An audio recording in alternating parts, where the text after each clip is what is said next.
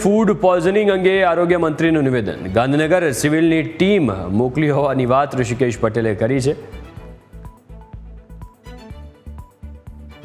તો હાલ બાળકોની હાલત સ્થિર છે. બાળકોને ઓબ્ઝર્વેશન માટે રાખવામાં આવ્યા છે. આરોગ્ય મંત્રીએ નિવેદન આપ્યું. પાણી અને ખોરાકના નમૂના લેવામાં આવ્યા છે. રિપોર્ટ બાદ સાચું કારણ સામે આવશે કે કેમ વિદ્યાર્થીઓને આ અસર થઈ હતી. આરોગ્ય વિભાગ અને ફૂડ એન્ડ ડ્રગ વિભાગની ટીમ દ્વારા શાળામાં તપાસ કરવામાં આવશે. જે બાળકોને સમસ્યા ન હતી તેવા બાળકોને આજે વિભાગ દ્વારા પણ ચેકિંગ કરવામાં આવી રહ્યું છે. સાંજ સુધીમાં તમામ બાળકોને હોસ્પિટલમાંથી રજા અપાશે. આરોગ્ય વિભાગના જાણમાં આવ્યું એવા તરત જ મેડિકલ ટીમ આપણી ગાંધીનગર GMERSમાંથી પણ મોકલી આપી છે. અત્યારે તમામ બાળકો સ્ટેબલ છે, કોઈ પણ પ્રકારના હેલ્થ ઇસ્યુ નથી.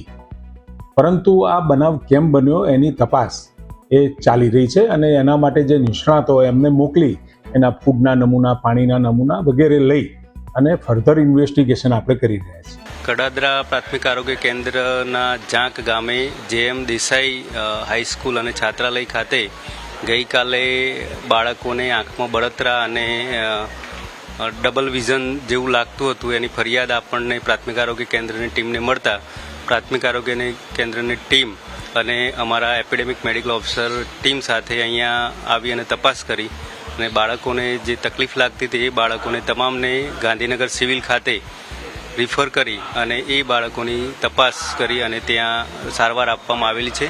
તમામ બાળકો અત્યારે સ્ટેબલ છે અને એમની જે તકલીફ હતી એ પણ ધીમે ધીમે દૂર થઈ રહી છે. તમામ બાળકોના બ્લડ સેમ્પલ, યુરિન સેમ્પલ લેવામાં આવ્યા છે. અહીંયા છાત્રાલય ખાતેથી પણ ફૂડ સેમ્પલ પણ લેવામાં આવ્યા છે, પાણીના સેમ્પલ પણ લેવામાં આવ્યા છે અને ગાંધીનગર સિવિલની રેપિડ રિસ્પોન્સ ટીમ સ્પેશિયાલિસ્ટની એ પણ આજે તપાસ કરી રહી છે અને આ જે બનાવ બન્યો છે, જે બાળકોને તકલીફ થઈ છે, શાના કારણે થઈ છે એ અંગેની તપાસ અત્યારે ચાલુ છે.